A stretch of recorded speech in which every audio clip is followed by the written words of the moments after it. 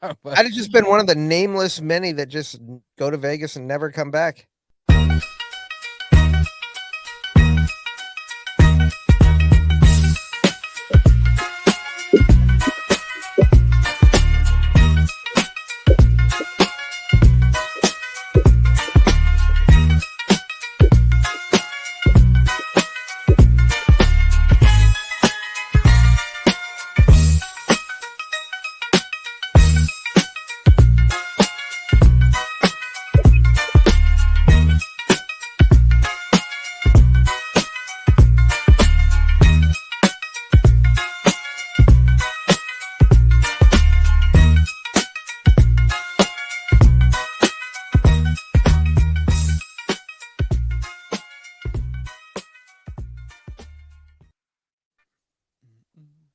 Hello, everyone, and welcome back to the Rudimentary podcast, the podcast where we take the basic things and make them difficult to understand for you guys out there.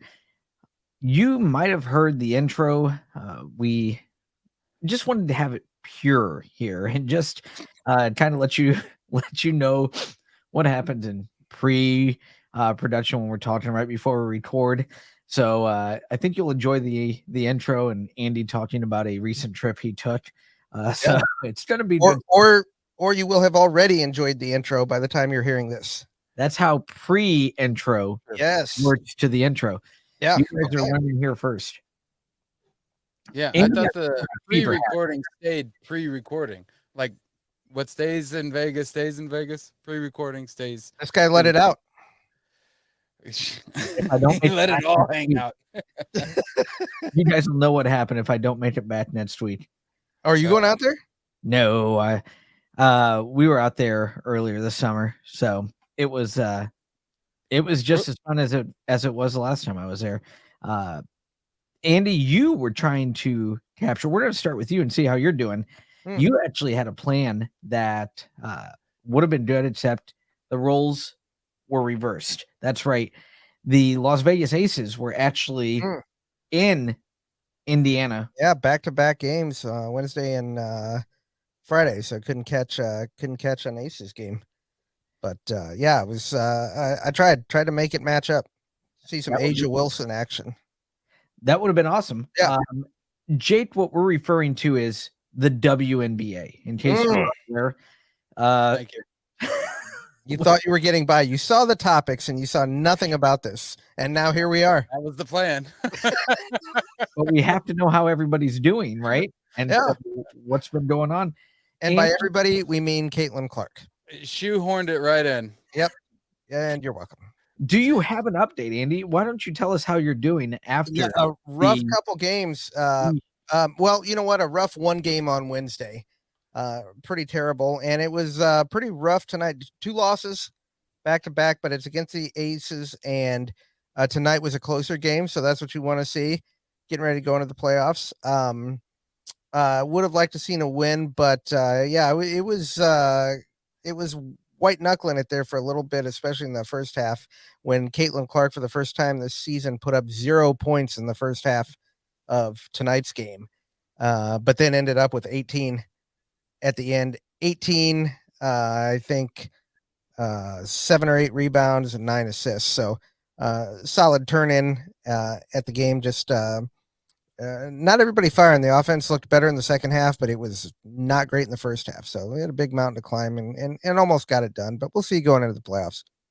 And you get to see A'ja Wilson as why she's the best. She had, as you pointed out, Wednesday night, she had a rough shooting night. But she had a rough shooting night tonight, too. I think Clark outplayed her, except in the rebounds. 11 to 27 on Wednesday, I believe. Yeah. It's just with them. Obviously, if you're the best player in the league, the team goes with you. But they just, whatever she wants to put up as far as shots, they trust her. She's earning that trust. Ultimate green light she has. Yeah, just go ahead. Speaking of green lights, Funkel can't wait to jump in here and talk about things, see how he's doing. He might even have a bit of WNBA. Who knows? But we're going to find out. Funkel, how are you on the West Coast? I was great. I was having a wonderful day. Had a nice sunset, had my acai, a couple empanadas, and chopping it up with the boys, pre-recording. Then we come in recording, and here we are. I don't have the fever. I'm perfectly healthy. I have to know. So we talked empanadas. Were they the same, or did we have a couple different ones? What do we have here? Oh, I went with a margarita empanada. So a little some vegan cheese and tomatoes and some marinara sauce in there, and then a corn empanada, and that was pretty tasty too. So yeah, it was great. And then the acai, I get pretty regular things on there as far as like That's almond good. It's butter. important. It's so good. It's one of those things that oxidates your blood, and I've been feeling a lot better. I've been more flexible, Well, so it's helped. you look oxidated. Look at this beard. You Yeah. were talking about that. Oh, I I think it was. has something to do with the I would like the listeners, the viewers, to pay particular attention to this. Had I seen this before, you probably would have been on the hair list that we did a Yeah, few episodes back. I mean, I this is. appreciate that. I mean,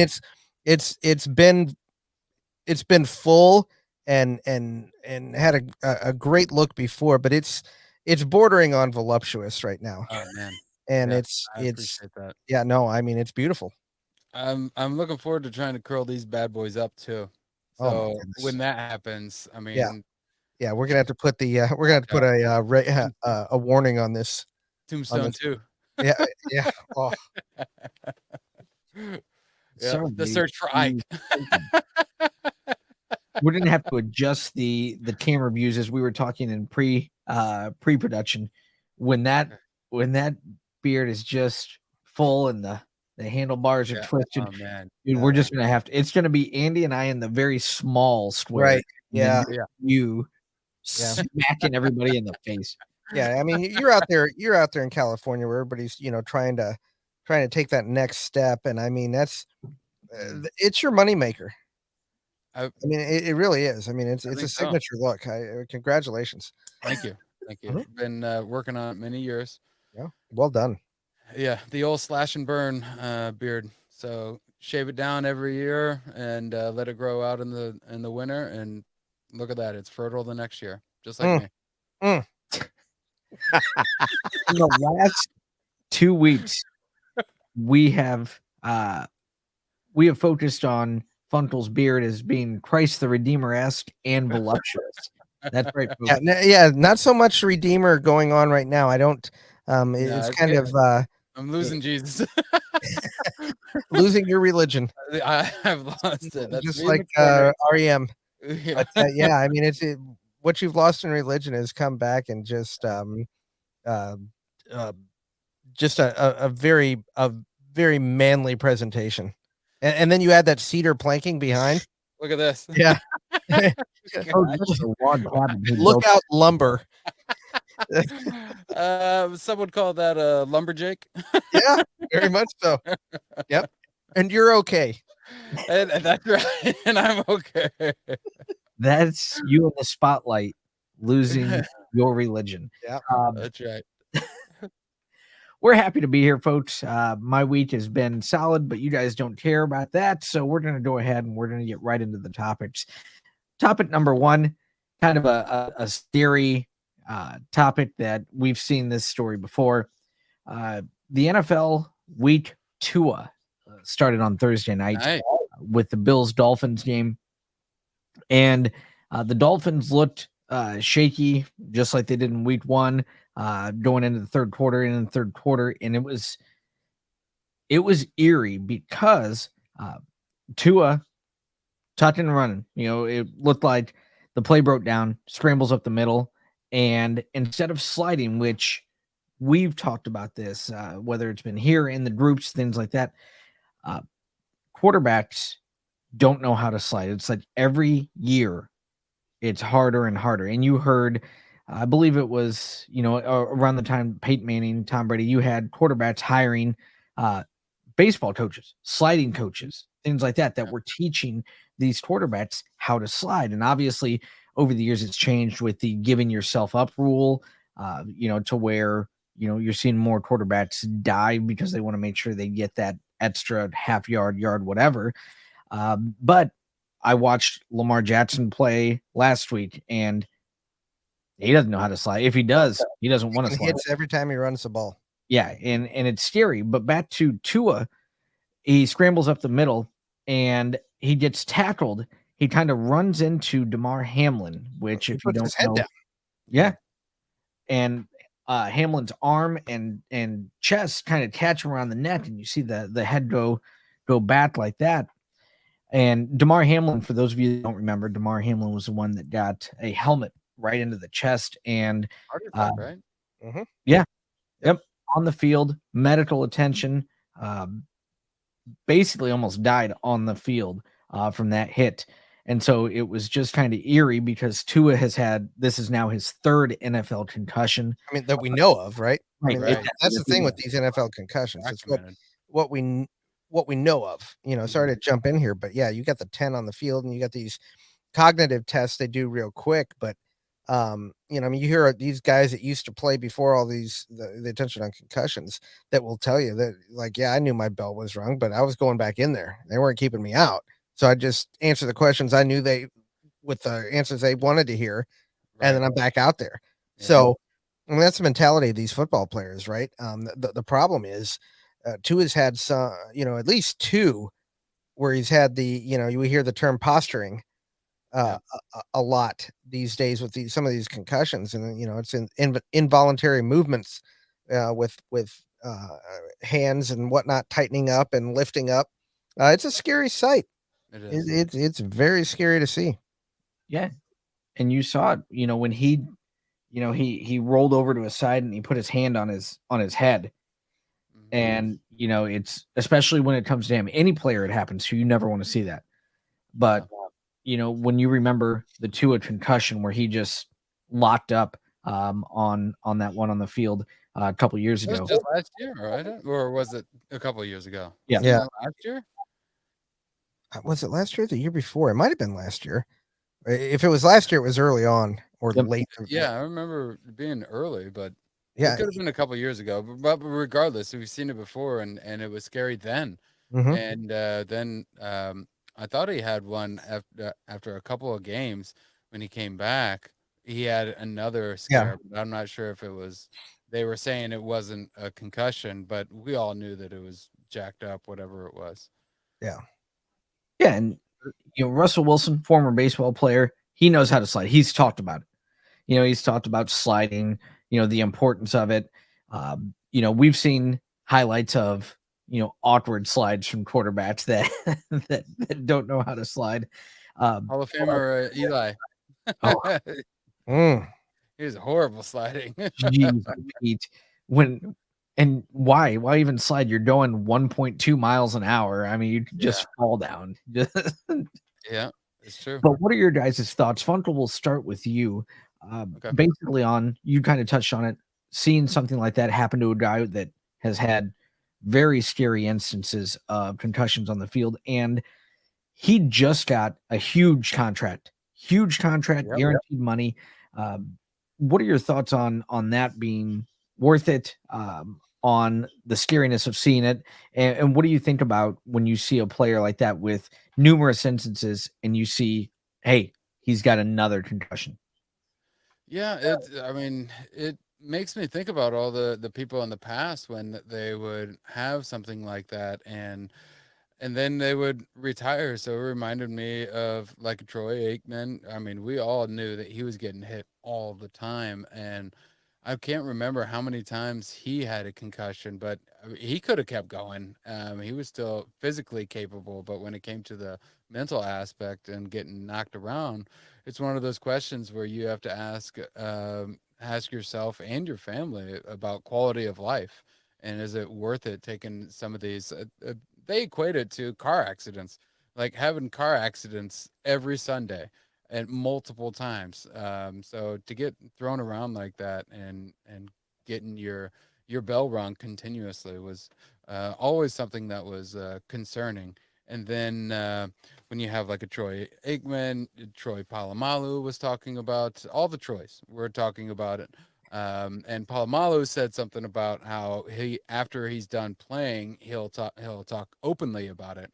But I still haven't heard anything outside of when he was saying that concussions were probably in the hundreds that he had, because he was all out, and just they say just get some cobwebs or ring your bell and you just shake your head or whatever, and then you kind of collect yourself and then you're back in it. Yeah. So all those things just add up, and you're more susceptible.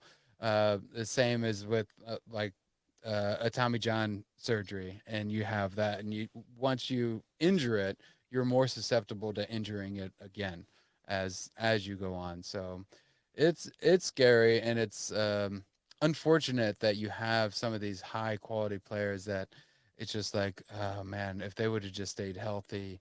Like the person that I think of that came out unscathed was Patrick Willis.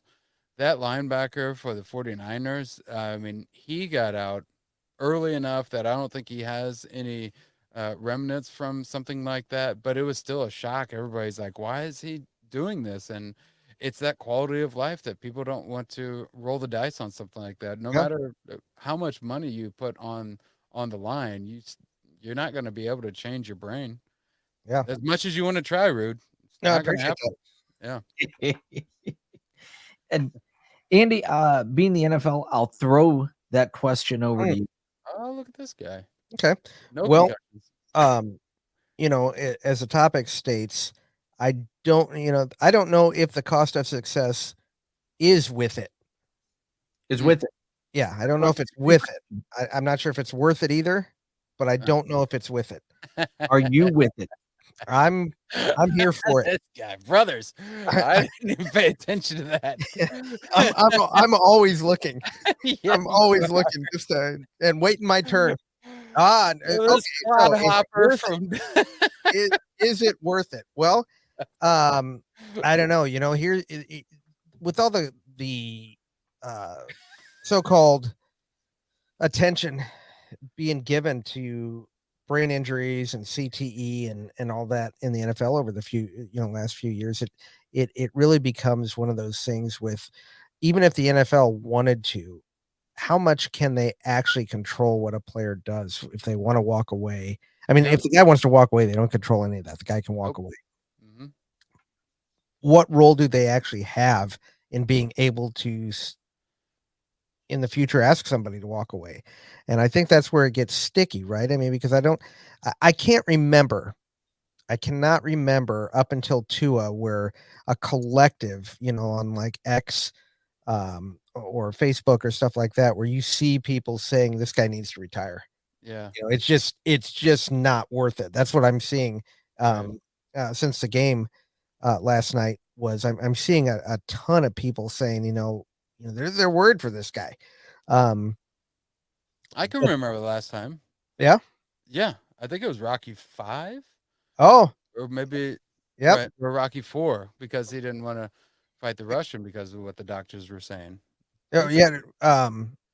Yeah, it was he stopped boxing in Rocky 5. Right. That's why Apollo got in there. Yeah. So Yeah. that's the last time I remember it. Yeah, and soon. so this time is just but I don't know if the NFL could legally do anything, because I mean you would be essentially letting an employee go for a health reason, which I Yeah. think is not legal. I mean, let's Well, not. you We are not lawyers, by the way. We should say that. No, right I mean this is I mean it's like, can he still do the job? If he's able to do the job, I know that's a Yeah. a thing, right? You can't Uh-huh. be, you know, for health reasons, you're not supposed to. So I don't know. Yeah, I mean the legalities. It just makes me wonder how much can even if the NFL said, you know what, 3 major concussions and you're done. How do you measure that, wow. right? I mean, Yeah. I don't know.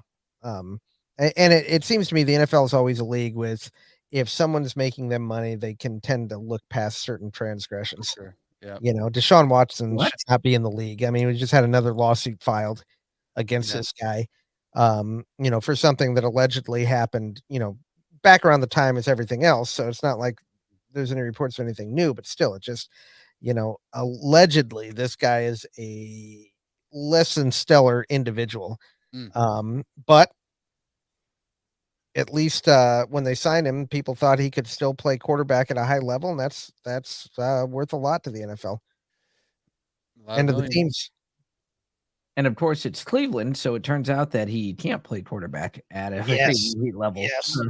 I put on there, when we were talking about this, part of it was in our group messages and in on X and Facebook and people talking about it. One of the benefits for the player, but one of the downfalls that we've talked about in these NFL contracts is the guaranteed money that players are getting. And so I looked it up. And if Tua does decide to retire, he says, you know what, that's it, I'm done. He recently signed a contract this year. Tua will be owed, including his signing bonus, $167 million. That's the guaranteed portion. 132 million guaranteed, 42 million signing bonus. So 167 of his $212.4 million contract. I'm done, guys. Hey, it's been fun. I'm gonna take my 167 million. Dude, hit the lottery. Yeah, you know what? And I think maybe if he's in his 30s, that's an easier decision. I think guys this young, we were all young like this, and we played tackle football until we were probably 30. Yeah, I'm guessing. Not paid. Not paid with zero safety equipment, unless you were checked. And right. I mean, there were shoulder pads. Yeah, that's right. Those hockey ribs, pads, man. Broke red ribs. Yep. Yeah, we had people that had broken ribs, broken shoulder. Your brother wearing spiked cleats, baseball cleats, stepped on that one kid's webbing in his hand and put it right through there. Yeah. Yeah. What a champ that kid kept playing. Yeah, he did. Yep. He did. Taped it up. No 163 guaranteed for that kid. And he just kept going. I mean, that's, at that age, you don't tend to think about down the road. It's like, you know what? I feel better after that. I'm good. But I think with Trav explaining it right there, just looking over the contract that we have you guaranteed 165 million, never have to play another snap again. And a lot of people going into the broadcast booth, and we went over some of the people last week, and Tom Brady stepped into there for the first time last week as well.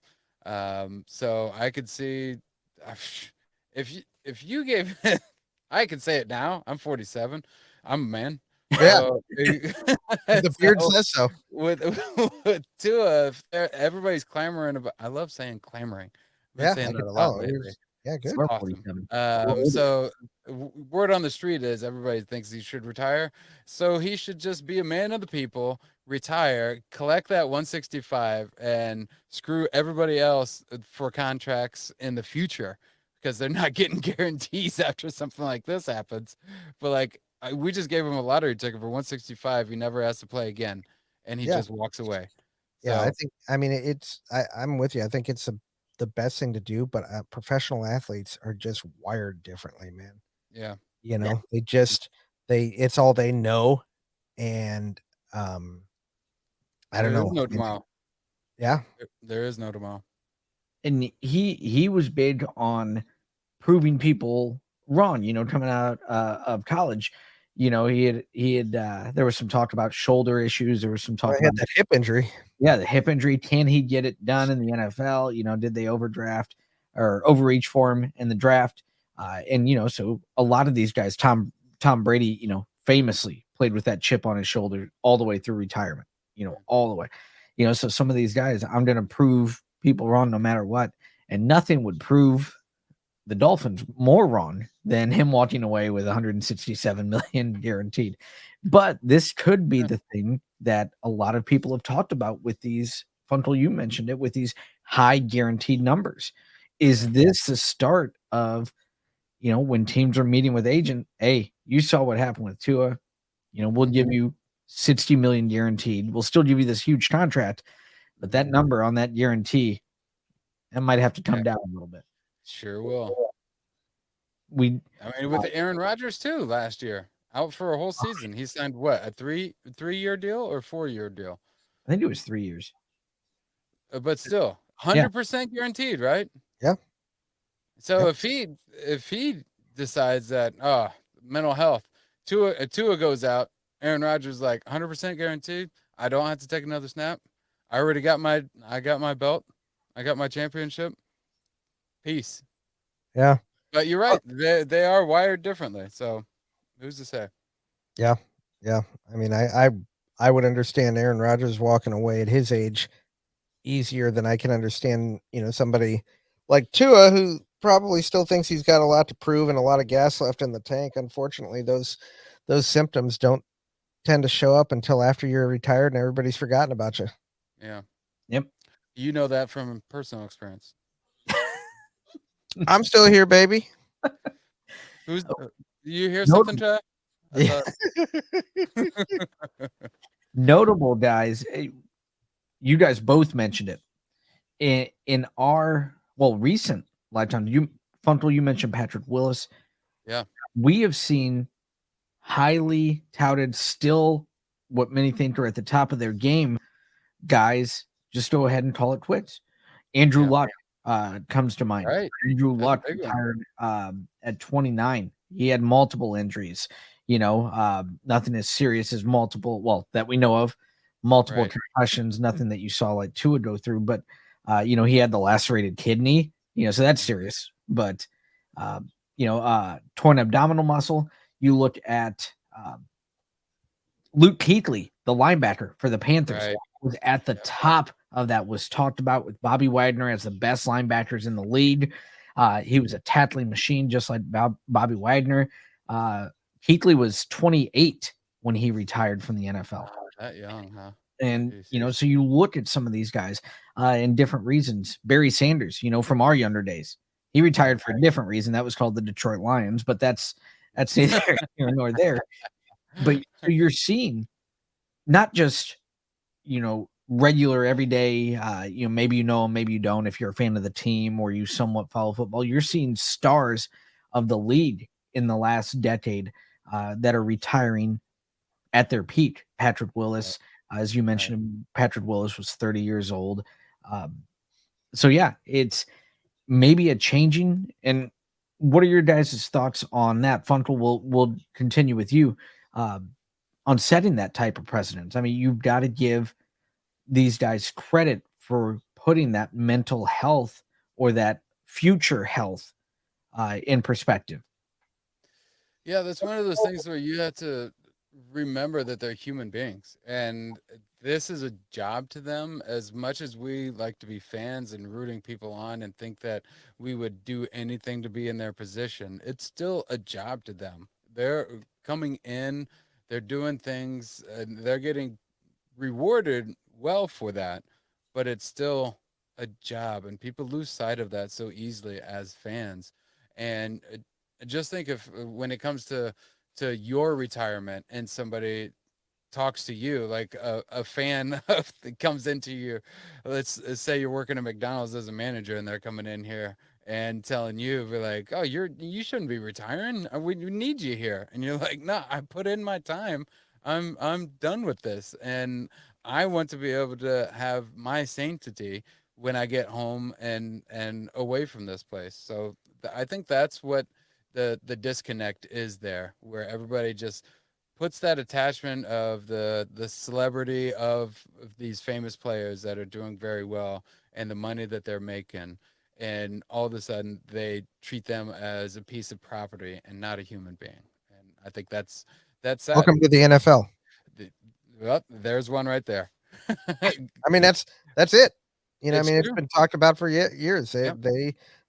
They are essentially a rented property. Yeah. Of the team. Where we go ahead and as people in our jobs, we're essentially trading, our time, Mm-hmm. our labor to get paid. these guys are doing the same, but also trading their health and safety, their bodies, Yeah. for this. The difference is, how much is that worth? That's what it comes down to, right? That's And exactly when right. you're talking $100 million, people are Yeah. like, you know what? I'll deal with the ramifications 20 years down the road Right. while I'm sitting here rich. Mhm. And that's the trade-off people are doing. And some guys figure it out a lot sooner than it's, these ages. It's not a coincidental that it's the ages, the late 20s you're talking about. Yeah. That's at the end of those big contracts, Right. near the end of that, that second contract Mhm. that they get after the rookie year. And Yeah. it's at that point where these guys that you're shocked are retiring have made a good portion of the money they would be making. Yeah. Aside from Andrew Luck, who would still have another big contract ahead of him in all likelihood. Right. Right. But the other guys, that was they'll get their money and get out, which I don't fault them for, because the league's going to be just fine. Because you know why? When those guys retire, they're going to plug in the next young kid to go Sure. ahead and go out there and beat the hell out of himself, and then they'll plug in somebody after that. They got him on the dangle, man. Yep. Yep. And Fun, I wanted to bring up another one because you brought it up. Lynn Swan, Hall of Famer, Steelers, retired at 30, and during an interview he gave, he talked about the reason that he was being offered a full-time career in broadcasting was what he labeled. He'd only played for 9 years, and that was his reason for retiring. Now does everybody have a chance to go into broadcasting? No, but a lot of these guys, you mentioned Tom Brady, you're seeing the success of a lot of these quarterbacks. Peyton and Eli had the Manning cast. That's a whole nother success story as far as, the broadcasting way. But Tony Romo, people love Romo in the booth. He was my Brady, second. it's out. Brady's the jury's out on that. We I'll watched. give you another one. Yeah. Pat McAfee. Look at what he's done. That dude retired as the best punter in the league, right? Yes. And he went and started his podcast, and it was a little thing, but mental health, being able to talk about it and being able to not get hit, and he's done extremely well. And in fact, has changed some of the broadcasting himself with some of the things that he's doing. Yeah. And he's not afraid to talk about the NFL, his time in the NFL, the things he saw, the things he witnessed. Yeah. Yeah. And How about that red 18? That is one of the best stories that he's talking about. Yep. He just walked right Manning, what a man. right. Yeah, for those who haven't heard that story, that's where the Colts used to do their training camp. They were, I don't know, at the end of training camp or at a casino or something. Yeah. And McAfee was playing roulette, right? Right. Yeah. And Manning walks by and tells him, "How about that red 18?" And so he put money on it, and it hit. Unbelievable. Yeah. Which, by the way, I did hear something else. I heard Manning talk about training camp again. He said one of the things that they would do is they would take the big trash cans that would hold 55, 60 gallons, and they'd fill them with water, and they'd lean them up against the doors of the guys that haven't left yet. No. And so the guys go to open their door, and he said, "You do that because everybody's got their bags right near the door when they open it." And so they open the door, and this 50, 60 gallons of water comes rushing right in the room, right in soaks the their bag. luggage. Yep. So, Man, that's Yep. awesome. we never grow up, do we? Nope. No, we never do. That sounds like something. Let's see. One of you two would be more if I had to choose. It sounds like something if there's any young listeners should do to their siblings, Oh, absolutely. like right now. Yeah. Yeah, Just that's a good pause plan. this and go set up the trash can. Just put the trash wherever you want in the kitchen. Just pull that trash bag out and leave it somewhere. And that is a terrible idea. I do not encourage anyone to do that. Yeah, you take the trash out. I mean, you be responsible. Exactly. But then you fill it up with the water and leave Exactly. it. Again, Moving along, I wouldn't do it. With football. It was announced that the halftime show is going to be spearheaded by Kendrick Lamar. Kendrick Lamar was tabbed as the halftime performer of this year's big game. I don't know, what can I say? What am I allowed to say? A big game. Big game. The big game. And I wanted to get first off your guys' opinions on that, with the halftime show being, just as important to many casual fans that are viewing it for the commercials or the halftime show. Good pick, safe pick, not a good pick. Let's start there. Andy, we'll start with you. I don't know. I mean, the market research that's done on this stuff, I'm assuming knows a lot more than I do. And I always thought that the big game demographic was probably a little older, but apparently not. There's got to be a large portion of the fan base that thinks this is a good pick. I'm going to be honest. I don't know if I could name one Kendrick Lamar song. I know who he is. Yeah. But I couldn't name one Kendrick Lamar song. I do know there's controversy with the game being in New Orleans. I read something today that Lil Wayne is highly upset because that's his hometown. That's his, yeah. And wasn't even considered for it. So there's that controversy there. So beef. Yeah. Afghan beef. So yeah, I don't know. I mean, there's the guy's very popular.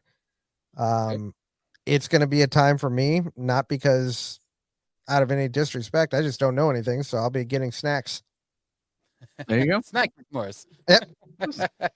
Funkle, your take. Good pick, safe pick, not a good pick. I think it's a youth movement. It's trying to get the younger crowd. And that is a name that is in music and one of the highest streaming artists in the world right now. So I think that's what it is.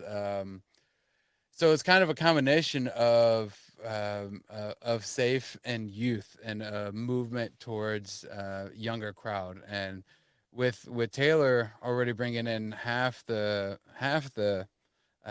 gender coming in and listening in a different way for football, if you can't get her to do a halftime show, it's just as good to have her come up and show up to eight different games, 8 to 16 games a year. So you're getting all those eyes that are watching it and a whole new audience. And it seems like they got a little taste of that new demographic, and they're wanting to do the same with an artist like a Kendrick Lamar.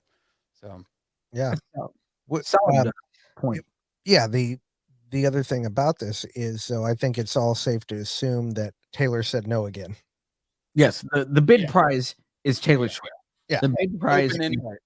So until she does the halftime show, that just means everybody else is second choice, no matter who it is. Yeah. Because if she said yes, we wouldn't be talking about anybody else. That is their grail, right? Is to get her to do this game or to do this halftime show. The NFL is, we all agree, is a ginormous money printing machine. Yeah. But she's one of the people that they can go up to and say, write a check, and she can just say, no. I'm good. Yeah. Yep. I'm all right. Yep. But maybe, heaven forbid, if her and Mr. Kelsey break up, maybe she'll do the Super Bowl halftime show with a breakup song. Oh, you're messing with Funkle's happy ending. The wrong guy.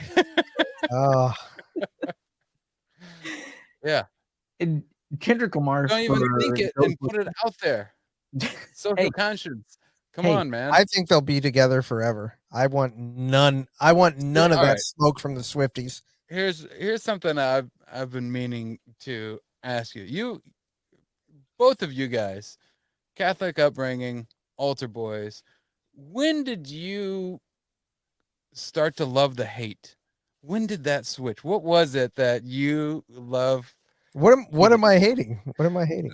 Just this time. I sense a little general sarcasm in there. No. Like, I think they're going to be there together forever. I don't. I know. I mean, I know better than that, but I don't want to go ahead. Travis has put himself out there to let the Swifties come for him. I don't want that. I don't need that smoke. Yeah. Okay. All right. That makes I just sense. want you to be happy, Taylor, with Yeah. It's too late. whoever you choose. It's too late. Yep. That truck is backing up. Even if this episode is the Beep, only one that gets the Yeah. I did That being said, I still have had enough of the Kelsey brothers. Taylor Swift, I'm fine with. Yeah. You don't like the New Heights, huh? wow. Your silence speaks volumes. And didn't so Amazon purchased the rights to the New Heights podcast, right? It's one of the subsidiary companies that Amazon Oh, has. I don't know. I believe they did. Okay. And I believe, let's see the research. Yes, it is official, and it was $100 million. So $100 million to acquire. Amazon acquired the New Heights podcast. Is that their podcast? Really? Yes. That's $100 million they just paid? Yes. There you go. Yep. We're in the Wondering. right business, boys. Here we Yep, go. We have to be next. And Taylor tells Travis, "Oh, congratulations. That 100 million, that's cute." That's cute. Yep. Giselle said the same thing to Tom. Terrific Tom. Yep. Yeah. Although Brady wasn't done signing big contracts. That's You a know, good just point. got that huge TV deal. Yeah. Oh, Is anybody living a better life than that guy? I mean, it doesn't. The guy retires Yeah. and is still signing bigger contracts than a large portion of the NFL. No, That's crazy. that guy's living the best. it was a bidding war. It was a bidding war Yes. for Brady, and it ended at 10 years, $375 million for Tom Brady's services. That was what his contract is for TV. Tom, you're the man. Before day one. You're the man, Cup. He's a rookie. That's a rookie contract in his second career. He just went into the meeting, had all the reins. Which one? Yeah. Which one do you? Jeez. Hey, you're right though.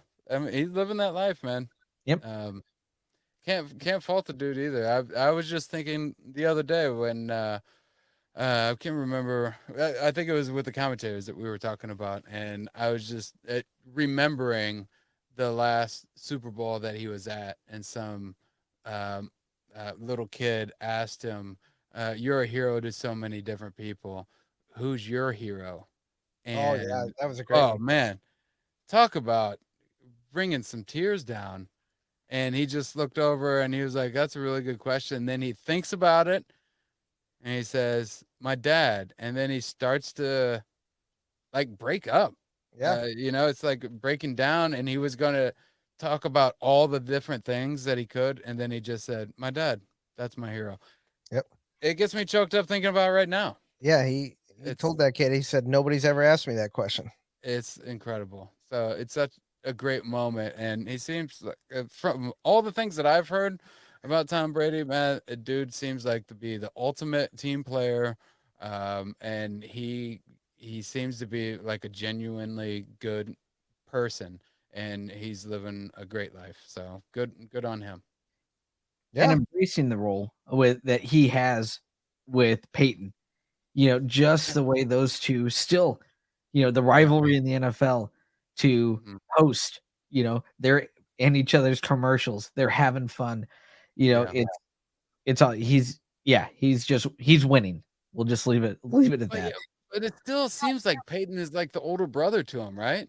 Doesn't it Yeah. still seem like Tom Brady just accepts the kid brother kind of role? And even though he like dominates him in everything, I mean, even with the broadcast signing, but he's still, I mean, humble enough to be able to accept something like that, where he doesn't have to prove that he's a leader to somebody like Peyton Manning. Yeah. It's incredible. I love it. And getting back as we finish this topic, Kendrick Lamar, for those of you watching or listening that aren't as familiar with some, Kendrick Lamar, biggest album, To Pimp a Butterfly. I think I was thinking of this as we were talking about this. If there was a podcast to do that could go over some of the greatest albums of all time, maybe in some sort of order or anything like that, it would take them a while to get to this Probably album. would. It would, Yeah. because that album was ranked. Anybody know? I think it was It's 19. around 18. Yeah, 18, Yeah. 19. Yeah. But those of you kids out there looking for podcast ideas, just ask the Not man the with the kids. beard. All right. Not the kids. It's not a podcast for kids. It's most definitely not. No, no, just if you are a fan of music but you have young children, just bypass it. Yeah. If not, Right. this is the shameless plug for a Funkel's amazing, fun, enjoyable podcast, Cultured Dudes, where Very they nice of you to say. talk about music, movies, but their main goal is to review the list. Why am I talking about it? This is an on the fly plug, Funkel. Thank you, buddy. Yeah, go ahead. It's very nice. Yeah, that's something that we're gonna review down the line, and with my other Culture Dudes is the name of the podcast, and it was one of those things where my nephew and I like to pass back and forth music, and he's a generation below me, and so I wasn't sure if I was giving him stuff that he's already found for himself, or if I'm helping him discover new good music. And so when we would have these conversations, it was a drawn out conversation about going back and forth, and we thought there was a some kind of uniform that we could do. And we went up to the Rolling Stone and saw that they had a list, and so we're just going down, and then from the top 100 on down to one. And as we do that, we're talking about the different things that we're listening to throughout the week, and it's been a lot of fun, and it's really helped me out. And just like this, I mean, we've been friends for decades, and for us to be able to sit down once a week and be able to get caught up with our busy lives and have conversations that we normally do in a text way here and there, but to sit down and see you guys and talk for an hour or two, it really brings a lot into my life that I've really didn't even know that I was missing. And that'll be the last good sentiment I'll have for you two fools. Wow. Hate it. Because I love hate too, Rude. Yeah, keeps you warm. It sure Well, does.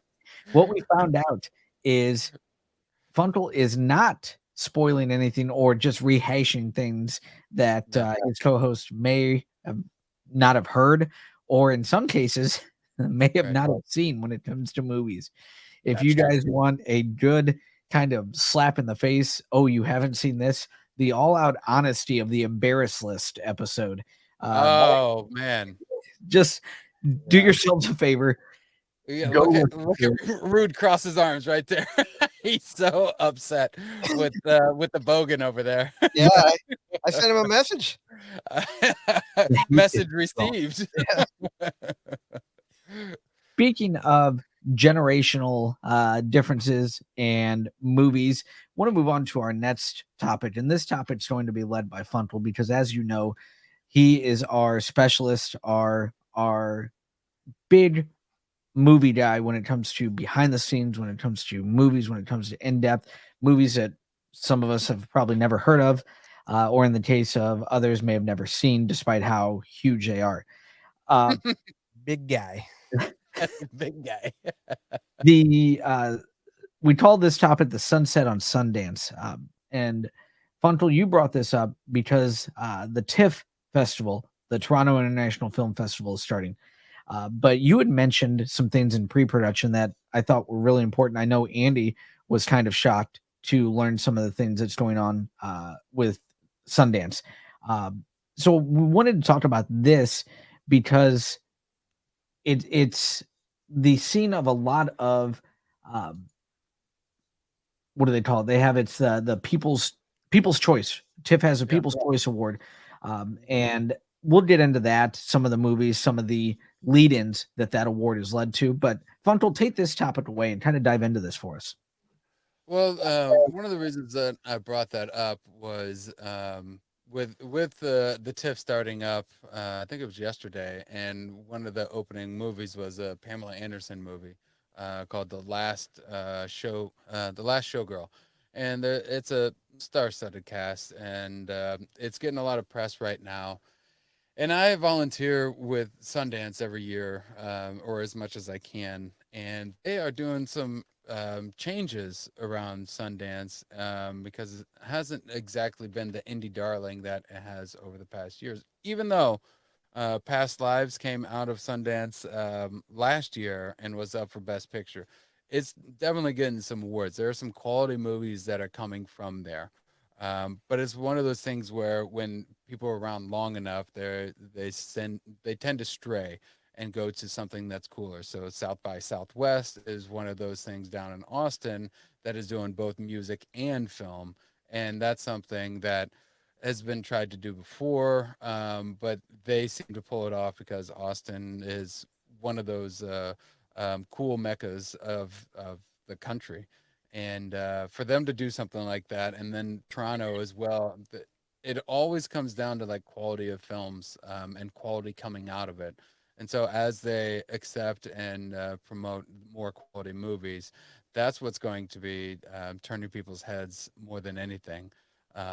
So with Sundance, they are doing some changes that I don't know how much you guys would like me to go into, but I know that they are looking to relocate from Park City, the iconic Park City, the Egyptian theater, and that whole idea of Sundance and a small little town. Seems to be expiring in the next couple of years and moving on to a different city. And you mentioned a top 3 list out there, right? Yeah, Possible relocations. These yeah. obviously have to be amazing quality, just top of the country sites. If you could maybe Yes. give us that list, and You maybe we can get Andy's reaction to some of these. you would definitely think that that would be the case. They had a top six that they whittled down to three, and in the top six, Chicago was one of the top six, Perfect. which is not in the top three now. So Huh. Chicago is out. I think So St. better Louis than is Chicago. one of them. Okay. Yeah. Yes. So Salt Lake City, which was what most people thought they were transitioning anyway, because Park City is about a half hour to an hour away from Salt Lake City.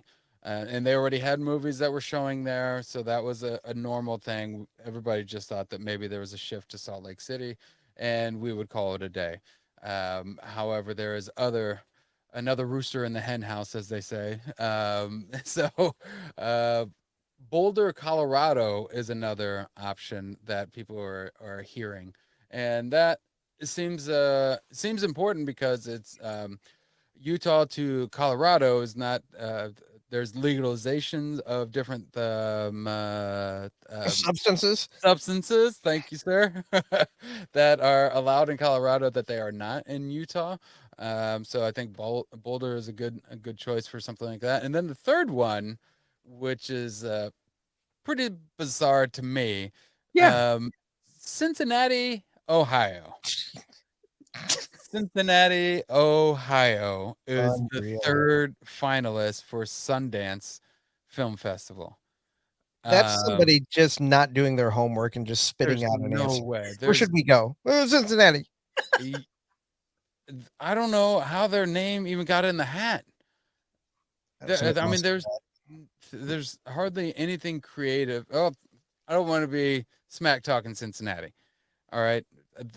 I'm sure their skyline is wonderful chili, but it's not for me. Go Reds. You love your red stockings, that's for sure. Yes, I do. Yeah. But yeah, I mean, I'm with you. What does Cincinnati have to do with the film industry or being anywhere near where films are made?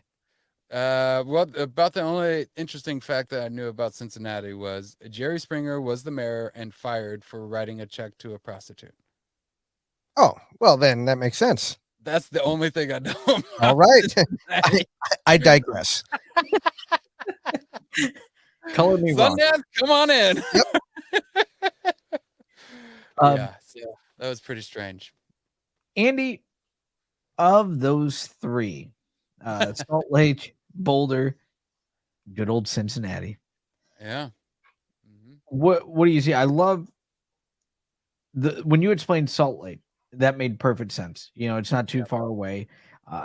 I was there for work, and yeah, you couldn't get two more different descriptions like you gave between Boulder, a reason to have it in Boulder, and then Salt Lake. Salt Lake, one of the things I noticed, obviously, was the group I was with. They're one of them went to college there, and he was pointing out all the Mormon churches that were there everywhere. And then one of the coolest things that I found was these custom soda shops. I was gonna say it had to be a soda shop or a candy shop, one of the two with you. Man, this thing was awesome. I had a Mountain Dew with raspberry puree.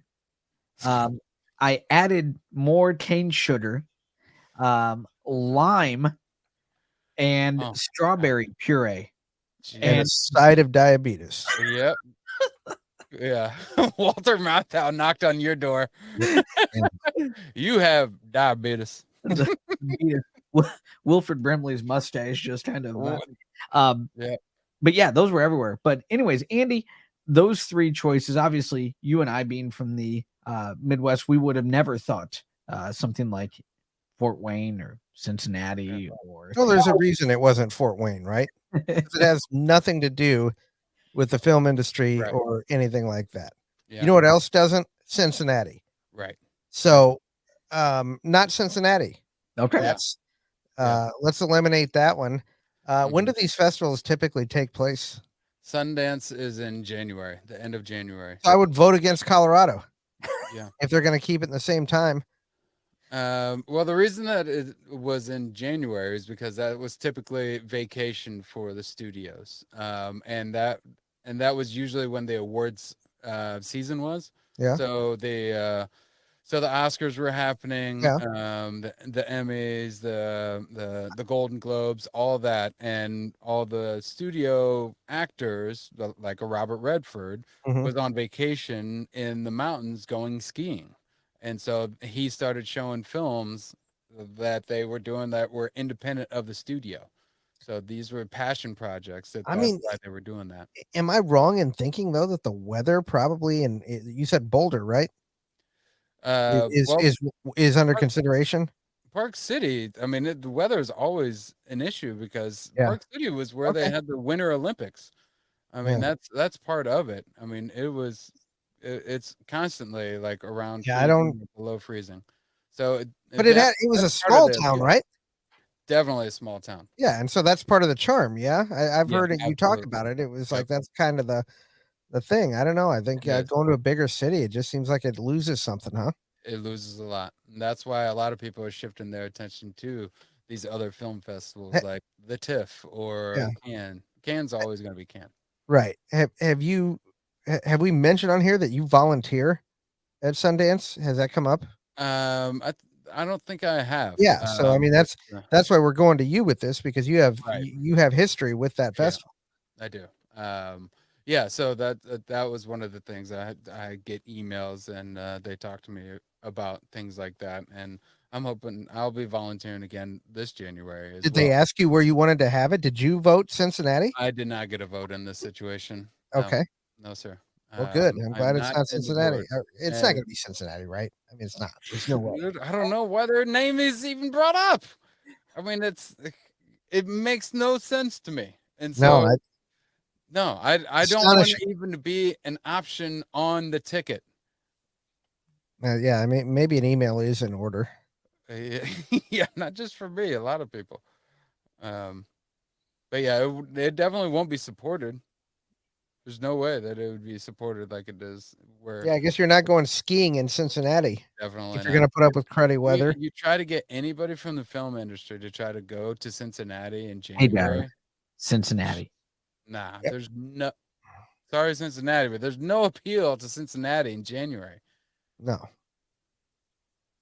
Any time of the month or year. I was waiting for it. Here we go. There was a pause, and I was going to see who's going to say it first. I was going to say, you get to see, if you're a baseball fan, and your team comes to Cincinnati and you're close, you get to see them for cheap. You get to see your team play.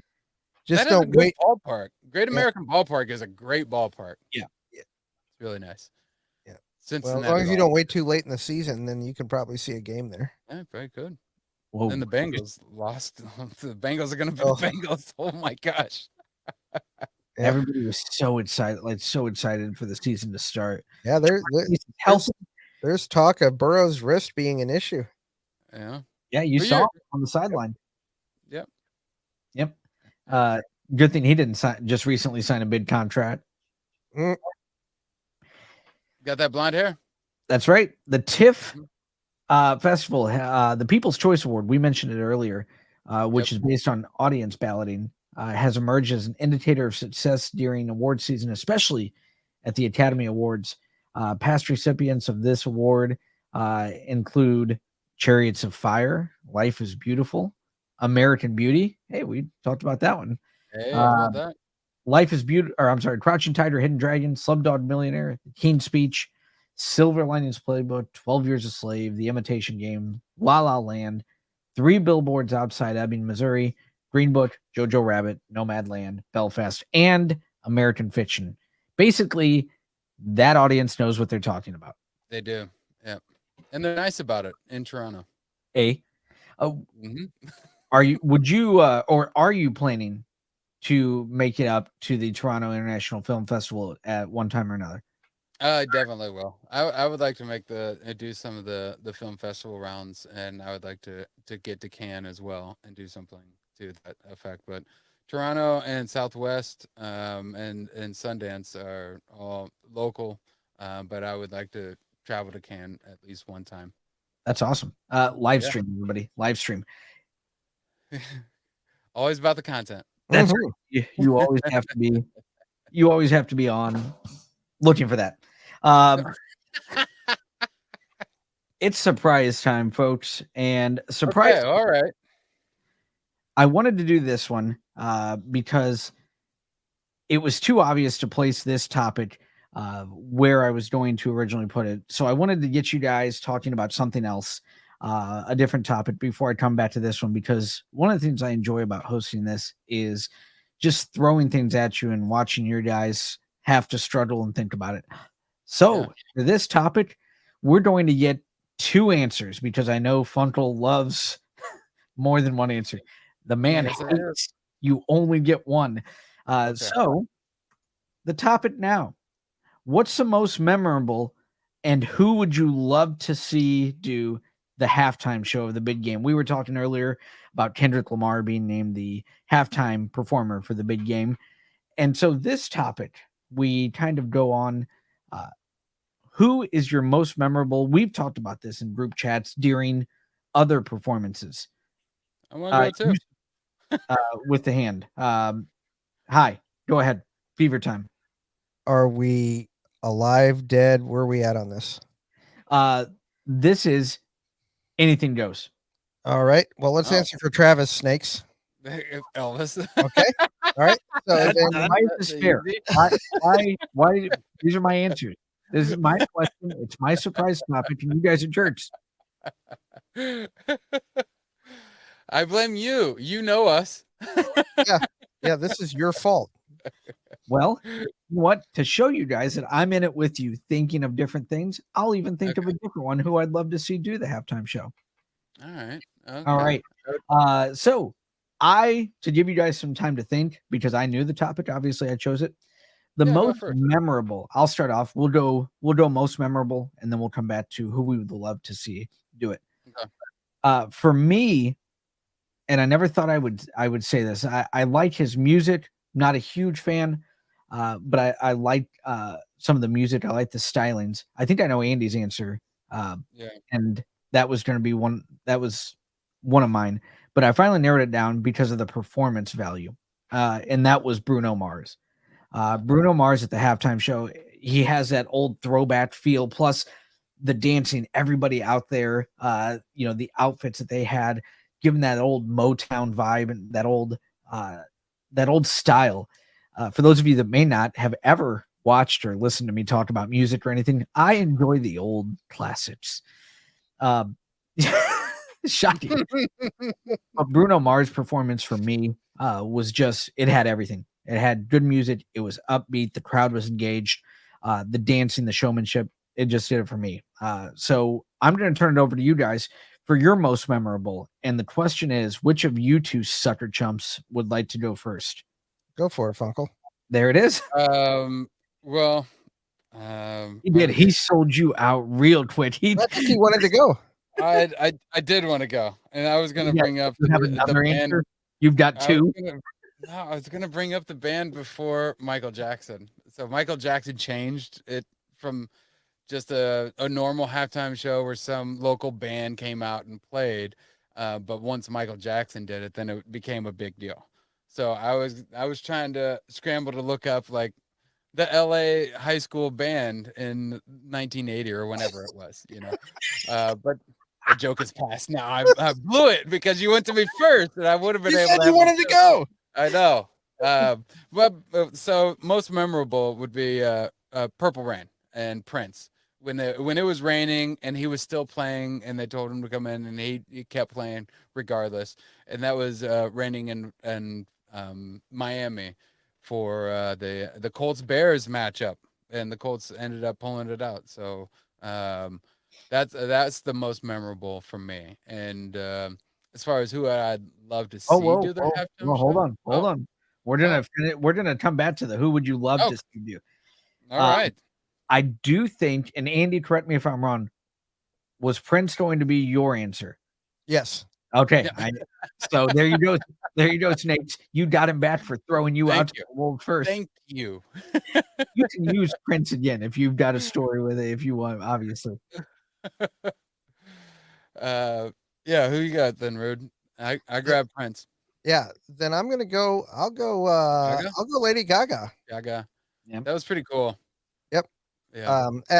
And the reason for that, not just because I'm a Gaga fan, but because of the fact that it played a big part in the 5'2" documentary.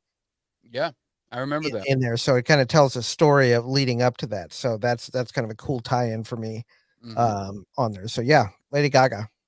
Yeah. Excellent. And now, who would you love to see do the halftime show? Funkle, you seemed ready and raring for this one. You did starting? Taylor Swift, man. Yeah. There it is. You didn't know that one? Cherry flavor Pez.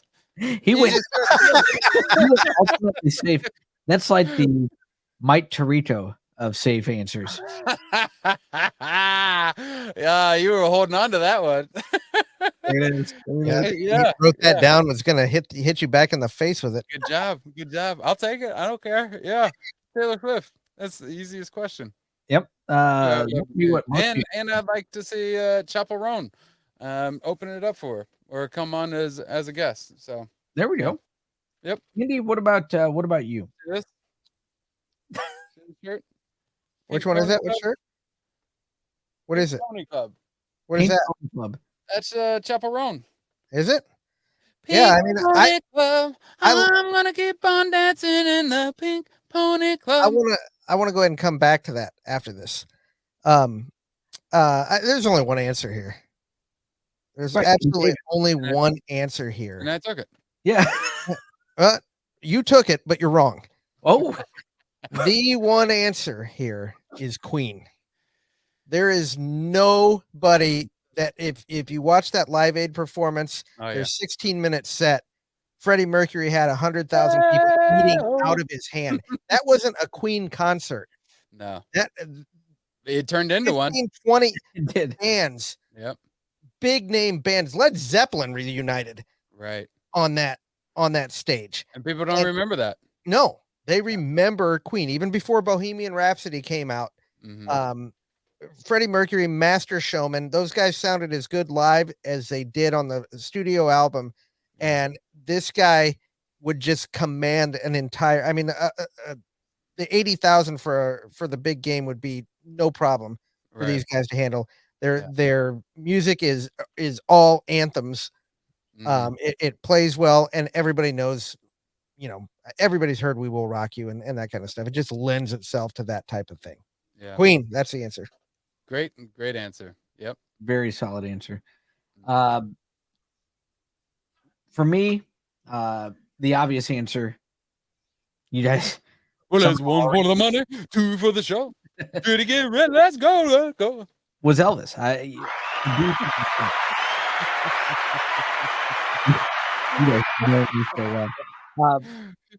Elvis, the obvious answer. I mean, in 73, 1.5 billion people watched the Aloha from Hawaii concert, and that was in 1973. Hold on. 1.3 billion with a B. 1.5 billion with a B. Broadcast live via satellite. Get out of here. Yep. That's the largest broadcast ever then? At the time, I don't know. I don't know now, but yeah, anything that's ever been the moon landing didn't get that. Right. Exactly. Yeah. And so that was, obviously you could command an audience. So Elvis, for me, was the safe answer. One that, since I said I would go over that, it's another old, and I'm going to do just a fun one. And I should say not old, but a fun one for me, because I can just imagine what they would do on the stage. Would have been Beastie Boys. I would have loved to have seen. Whoa. Something. That's a good one there. I would have never guessed that from you. Yeah.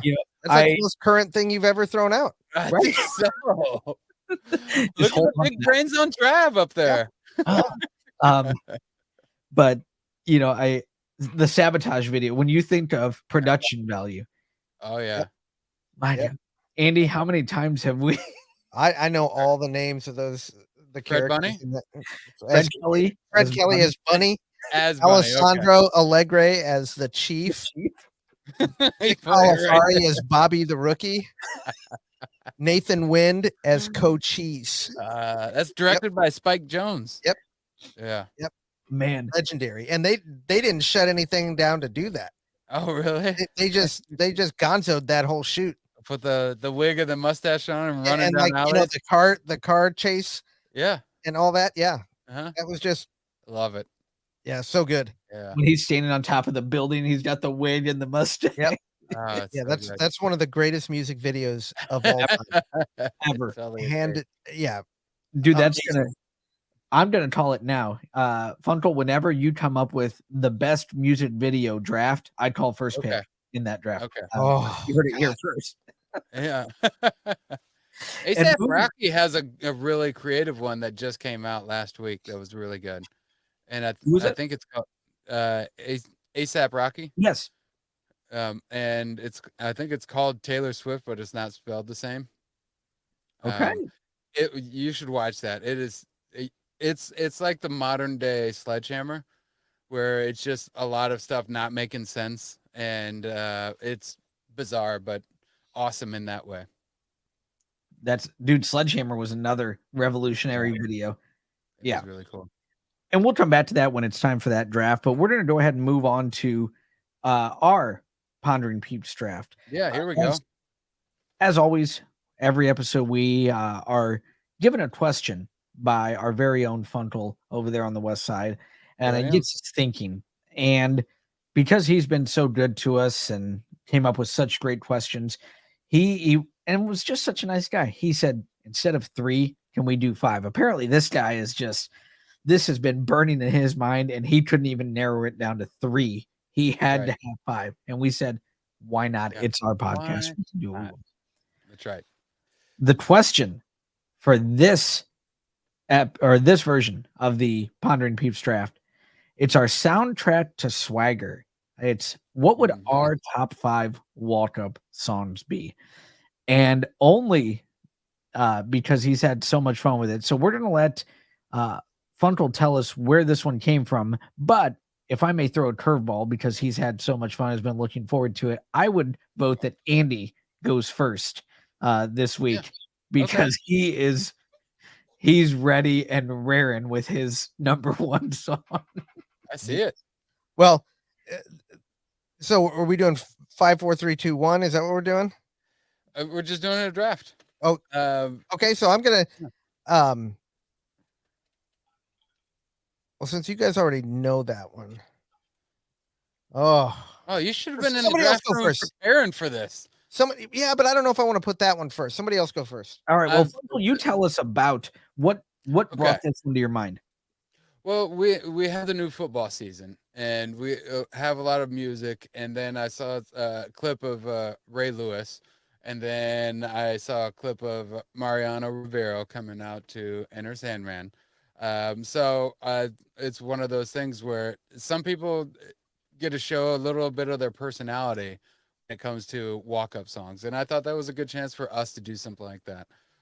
Was to put our little personalities on display when we're about to go up, and I pictured it as walking up to the plate. Now you guys could be walking out to the ring in your WWE or whatever. When it comes to wrestling, you could be a boxer that's coming out. You could do like in the Warrior when for the UFC fights. Whatever you're walking out to do something amazing. And I also remember one of your wedding songs that you walked out to.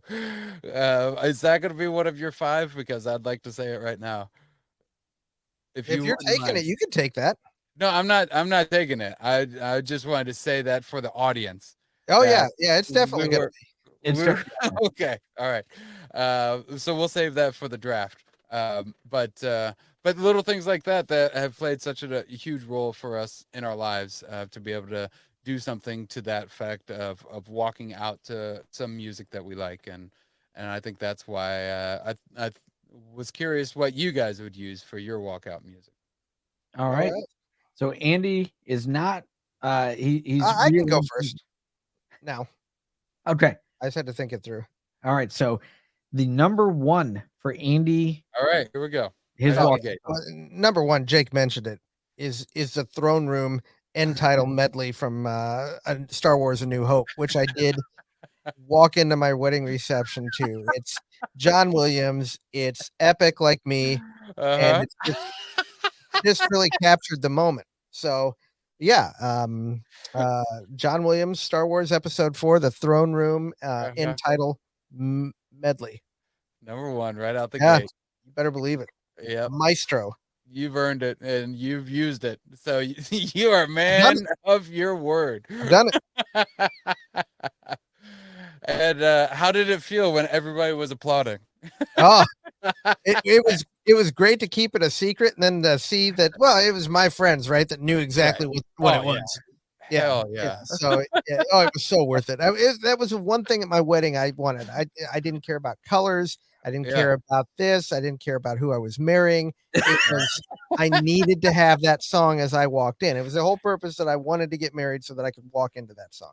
Yeah. It was awesome. Yeah. Thank you. Yep.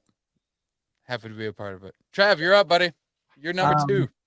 I easily could have done all 5 Elvis songs, just so you guys know. But You know, I thought he was going to. I honestly did. He would have if it was you. Uncle, you dude, it's awesome. When you were mentioning, like walking up to bat or the different instances. Yeah. This is where this one came from. Obviously, my first overall pitch is going to be an Elvis song. But when you were going through some of the options, you mentioned walking to the ring in WWE. Yeah. Uh-oh. And so you were a wrestler, a state wrestler. I was. I'm going to do All Shook Up by Elvis. And Andy, you'll remember the Honky Tonk Man. Yep, I do. Yep. I do. I remember. That's when I was watching. Yes. Yep. Yeah. The Honky Tonk Man was awesome. He was the Elvis impersonator. He had the pompadour hair. He had that guitar. Yep. And he would use it. He'd club you upside the head with that guitar. Yep. And Jimmy Mouth in South Hart was the manager. So it was great when you mentioned when we would use that. And I had already been thinking of the Honky Tonk Man, just watching him walk. But so All Shook Up from Elvis would be my first pick overall. Great pick and right on brand as we expected it. So, great job. And speaking on staying on brand, I'm going with mine, and it's a twofer. Uh, You did so two. Yes. it is. Two is one, so it's a threefer. Okay, so top 6 as Yeah, 5. top six. Yeah. You got it.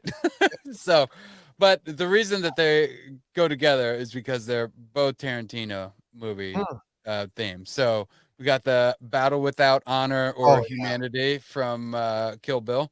Mhm. When they're walking down there, it's like bow, bow, bow, And what they used in the trailer. in what they used in the trailer. Yep. And then the the other one, it's gonna make you laugh, Rude. Comanche by the Rebel. No, no, no, no, no, no, no, no, no. Bow, no, no, no, no, no, no, no, no, bow. I remember rolling around to that soundtrack when that would come on. And then in the movie, seeing it like, They're like, wait a minute, hell no! And just the name Comanche Comanche, and the door shutting. The movie. Oh my God, that's great memories from our high school. Yeah, I We were playing definitely. I Comanche. remember that. Yep. Well So done. that'd be my walk-up song. Yeah, really. I'm about to go to work, boys.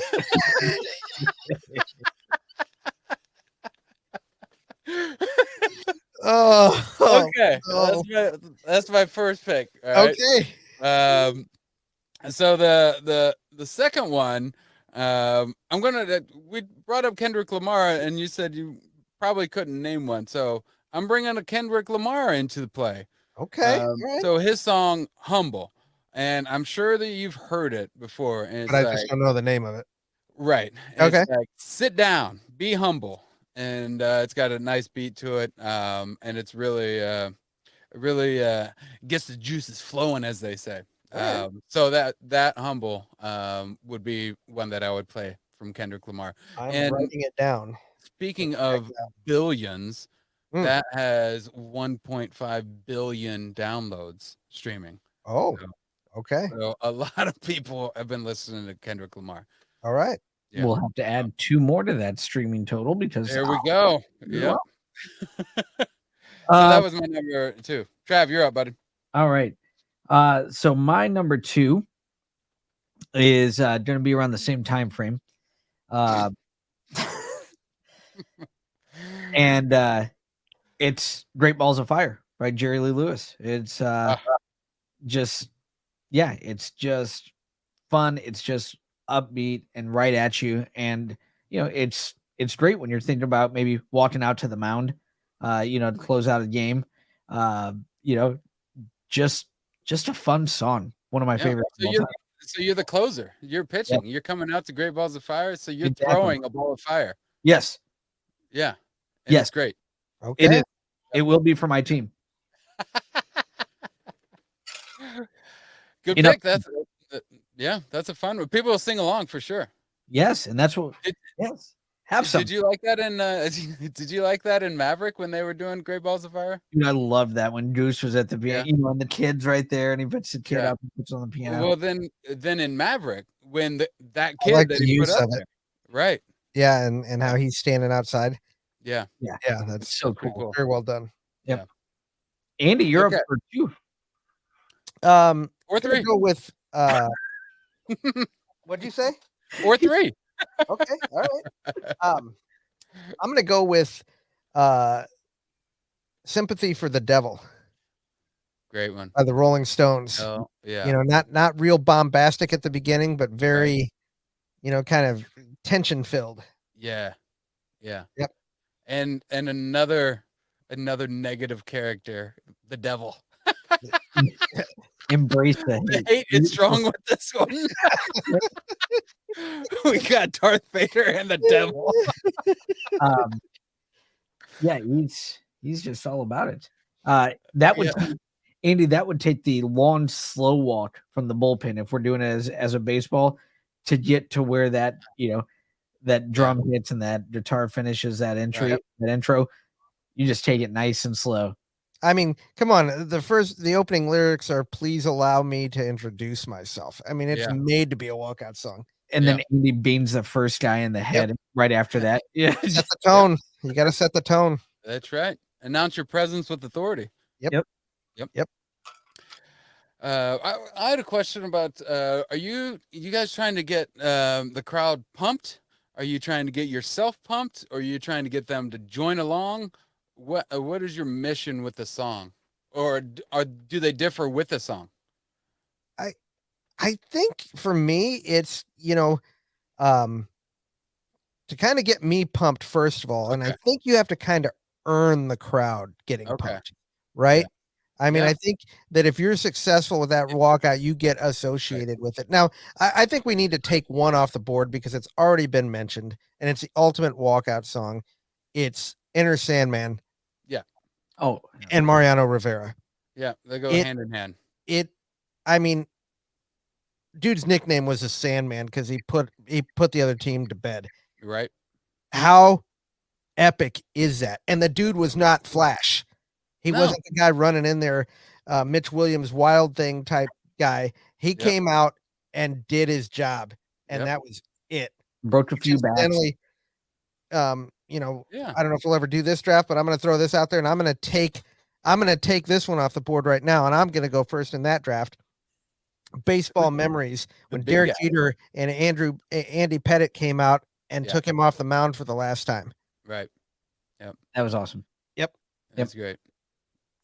For me, it was, I did this. I approached this two ways, and Fontel, you already hit on it. One of them would be to get the crowd to sing along. So Great Balls of Fire, just have the crowd have some fun. When I'm out there warming up or when I'm walking them out, all the families are going to have some fun, that are at the game. The other way I looked at it is when I would have probably back in the late 90s headphones just like this at wrestling. It was to,